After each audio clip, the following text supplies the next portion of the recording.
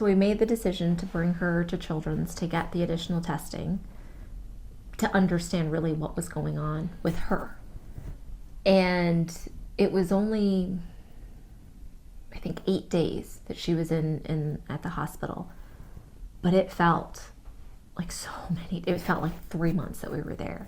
And they ran a battery of tests on her. They were putting her on certain medication that was starting to make her like more bloated and really high amounts of like anti-seizure meds that were basically like, she was just drowsy all the time, right? And I was thinking to myself, and I asked this finally, I said, what are we doing here? What are we doing here? Am I just going to bring her home and have her on these medications so she's just knocked out the rest of, like, what's the end game?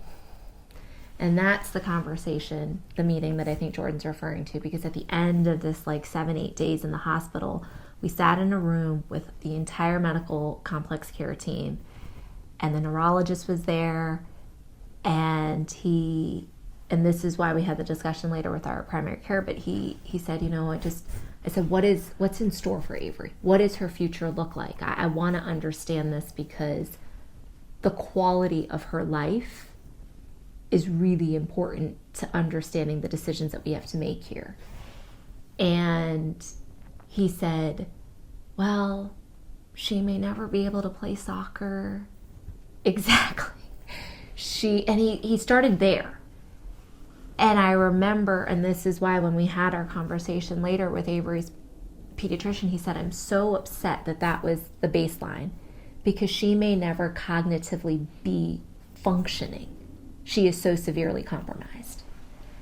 And I think it came from this, I don't, maybe a lack of experience or a fear of painting the worst picture for us. I don't know. But I feel like there was a lack of like honest conversation until we pushed and pushed and pushed for it. And I wish we hadn't had to do that because it is so already emotionally draining to then have to have the fortitude to push the team, the medical care team for whom you are looking to for the guidance, to really give you an honest answer was, for me, so frustrating. I think they were framing it as how can we care for Avery? And I think the decision that, again, the discussion never, at the outset, it was only towards the very end, it was never here are the various paths, one of which is to not sustain Avery and to go on hospice. That discussion took a while to get there.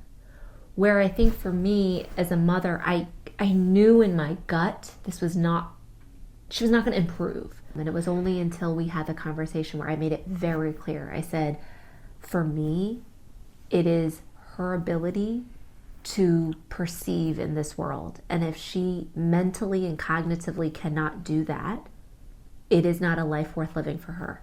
That is a decision I feel very strongly about as her parent. And I think when I made that clear to the team, that is when they were able to have the hospice conversation with me. But I wish I didn't have to be so explicit in that regard, that as objective practitioners, they could see how severely compromised she was. Why would they then offer all of this care that ultimately, to do what? Keep our baby in a vegetative state for the rest of her life, and if that being a very short, limited life, it made no sense to me.